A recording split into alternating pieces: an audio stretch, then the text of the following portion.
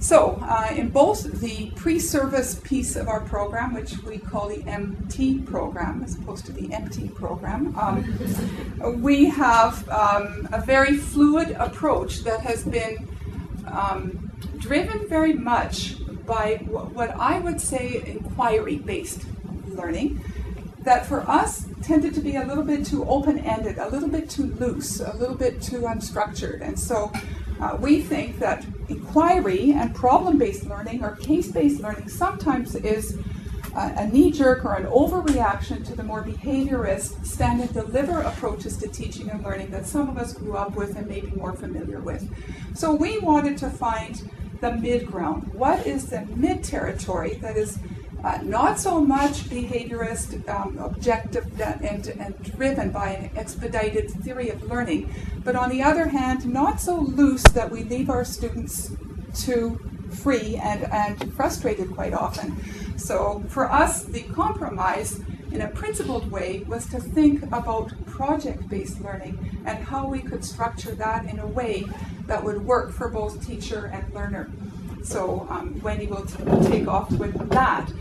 The other trigger, I would say, for that was at the graduate level, our desire to really walk the talk behind communicative language teaching. We wanted not to lecture to our students about communicative language teaching. We didn't want them to write term papers about communicative language teaching. We wanted to engage them in the meaningful doing of thinking about materials design, curriculum design, assessment tools, and so on, and make the link between theory and practice by well-structured project-based learning.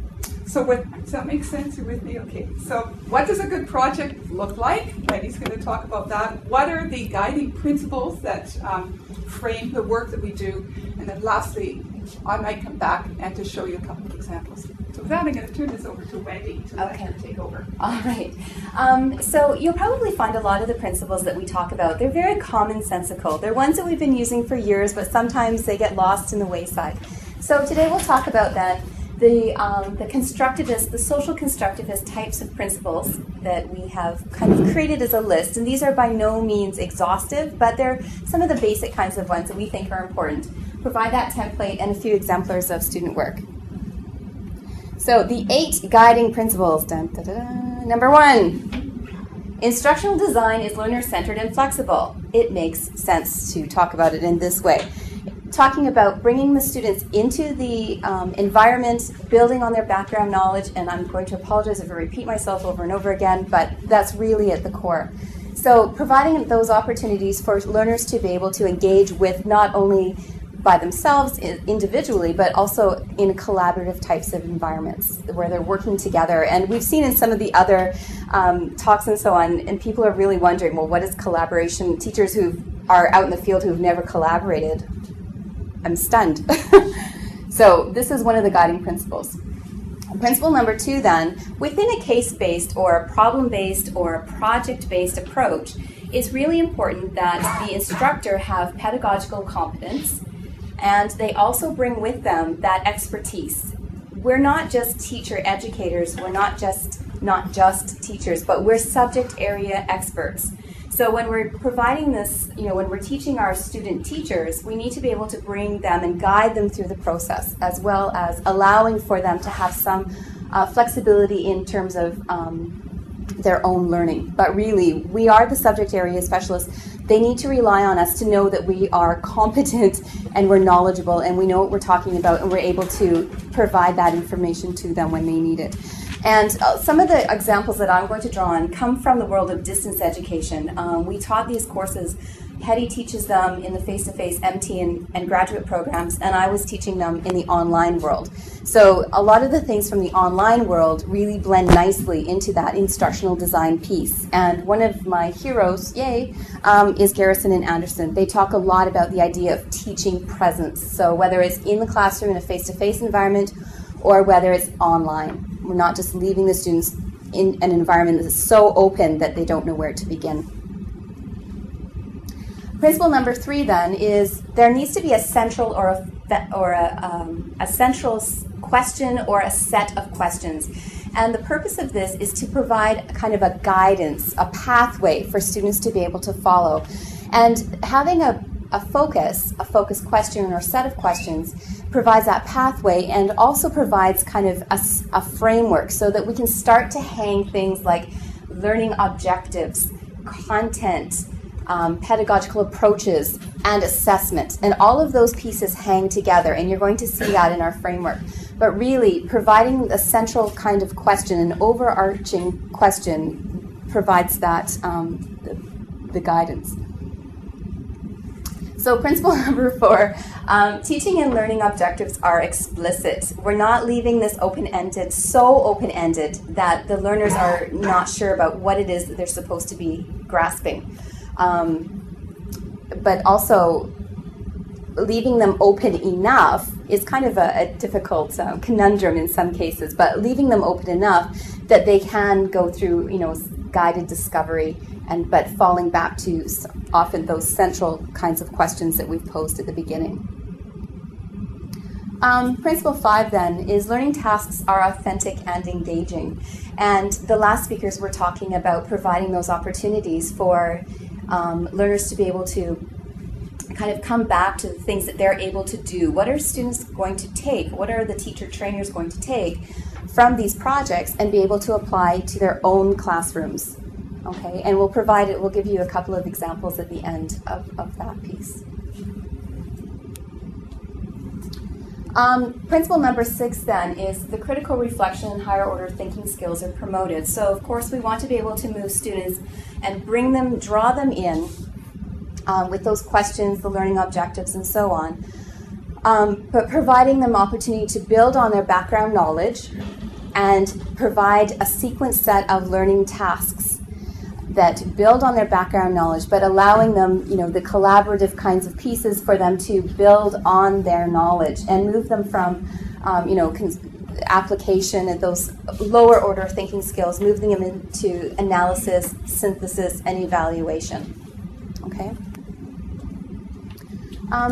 Principle 7 then, instruction is mediated and integrated, and this speaks back again to one of the first principles that I was speaking about.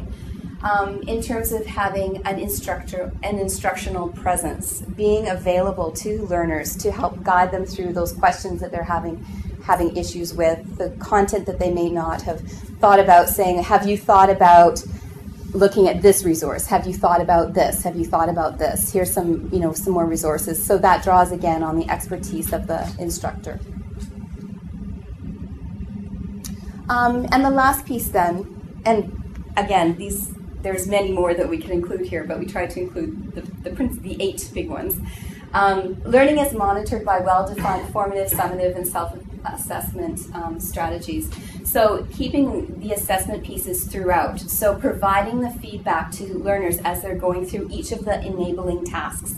So those little pieces of activities or learning tasks that students are working on, providing them feedback as they kind of move through these projects. Kind of think of them as moving along a continuum, moving from they're building on their knowledge, working collaboratively, working independently, doing the research, the instructor is helping them along. It's what teaching is all about, but making sure that those pieces of assessment are still included, the self-assessment, peer assessment, all of those pieces. This is a quote that I love from my heroes. A quality educational experience is a dynamic integration of content and context created and facilitated by a disciplined expert and pedagogically competent teacher. And this kind of draws back to the pendulum is swinging. And you see from the inquiry a really open self-discovery model, which works for some students but not so much for others. And not moving to the other extreme, but maybe trying to find a middle ground. And the middle ground, in our view, and in very much so, is kind of bringing that teacher back into not a central role, but an important place. So a project overview and examples. This is the main framework of how we structure and organize the projects. So you can see the project overview and rationale. What it does is it sets the stage for where the project belongs within the curriculum itself, within the classroom, within the context of what it is the teachers are expected to be able to do. within the syllabus, within your course. You know, it frames where this project belongs so that they have a really good sense of what it is, why are we even doing this? They know, it's clear, okay? The learning objectives and the key concepts, and actually I'll just move that through this. I have each of these here. So yeah, the overview provides the introduction to the topics. It situates the project within the framework of the course goals, and of course within the program, the larger program itself. And it provides a clear explanation about the purpose of the project. So, and this is all explicitly stated, so learners know exactly what it is expected of them and where it is situated. Thank you. So here's an example. Welcome to Project 6 of your study. This project builds on Project 5. So in this particular situation, this is from a materials course. So there was a series, I think, of 7 projects. So this is talking Project 6. This is what we did in Project 5. This is what we're going to move on to and do in Project 6. Okay. In Project 6, you'll be extending your knowledge, and this is what you will be doing. Okay. So the next piece then moves into the learning objectives. These are stated explicitly, and you can read through there if you like. To use various computer and web-based tools, to aid in creating a small package of learning materials. So the learners know what it is that they're expected to do, but the content is not specified specifically for them. They're free to choose. There is a degree of flexibility. We're not so rigid as to say, you have to do this and this and this, but to allow, here's some ideas, this is what we would like you to do. You can choose your topics, you can choose how you like to present it, you can, there's considerable flexibility in it. The next piece that we feel is quite important within this framework are the key concepts. And again, these are stated explicitly.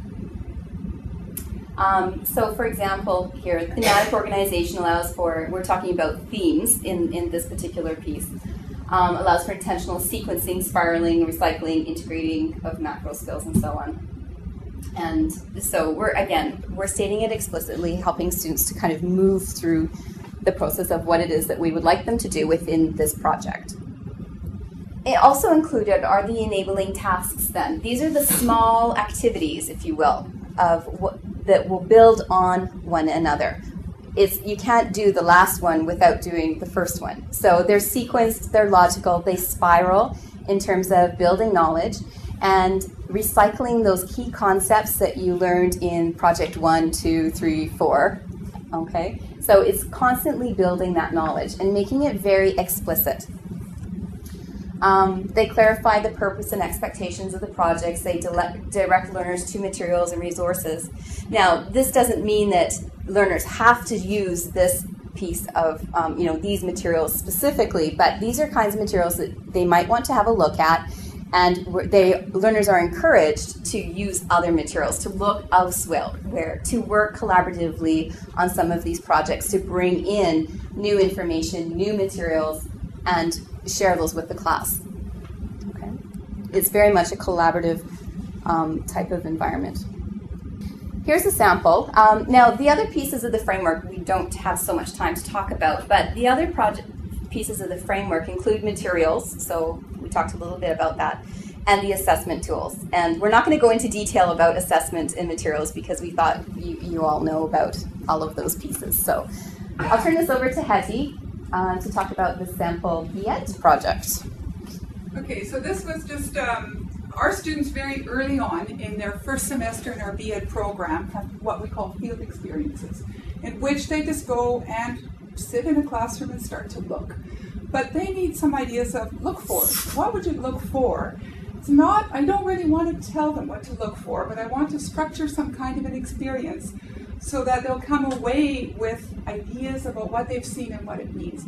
So I want them to start to generate some ideas about what teaching and learning looks like in the classroom and why it's organized the way it is and how that connects to our underlying beliefs about how teaching and learning works in the classroom. So I give each of them a rather big piece of simple newsprint paper.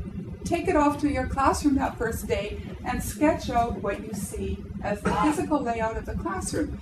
You might think, well, that's kind of a no-brainer, but actually, once they've done this, they begin to understand that the way kids are grouped says a lot about how teachers, what they think about how learning occurs, how they value children's talk in the classroom and the role of interaction and talk in the classroom.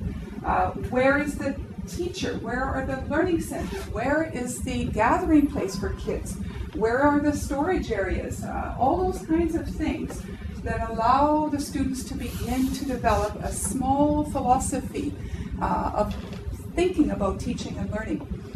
This would speak very much to the idea of a constructivist approach. But the first time I used that word, a constructivist approach, you can imagine, we have students coming into our program who are engineers, accountants, kinesiology backgrounds. I'm sure that they would look at me and say, what is that? What are you talking about, constructivism?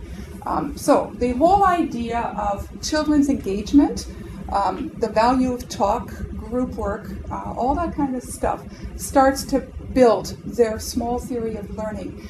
They were invited to bring not only their posters, and we displayed those around, but artifacts from the classroom as well, in which we had then a share fair of everything from the rules that were maybe posted. How does a teacher discipline the class? How does she organize the class? What are all these things that tell you a little bit about children's ownership for their learning? All those kinds of things that make a classroom work. This was a much better assignment, I think, than simply say, be a fly on the wall and write everything you see and come and tell me what you think it means. This provides a scaffold, and it provides a visual representation that they can much more easily connect to. So this was a big success. They liked this project. And our one summer we did. We hosted a group of teachers who were coming from overseas. Same assignment. Sit in one of our elementary classrooms or one of our ESL classrooms. Take a look at how the classroom is physically organized, and what does that tell you a little bit about how we think learning of any kind happens, whether it's math, science, whatever it is. Okay.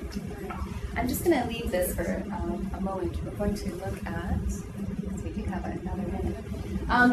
I'll just preface this just by saying, this particular project is, I think actually it was project 6. So the students had been working on this, and this was in the materials development course. This was done online, and they created an artifact, and I'll just see if I can make this happen.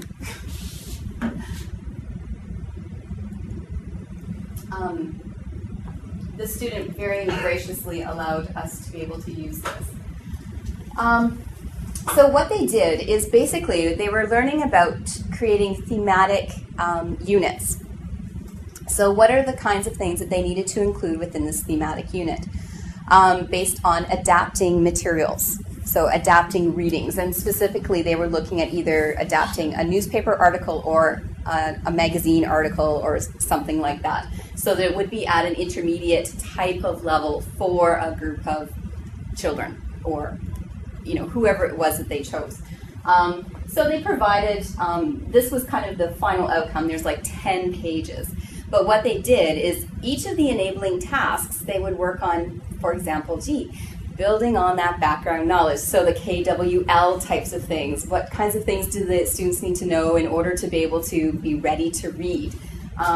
So I'll just kind of scroll through a couple of these. So, and because this was a thematic unit, they provided a description of the learners, the teaching context that they were in. So, it was really a good hands-on type of project that they could take actually and use in their own classrooms.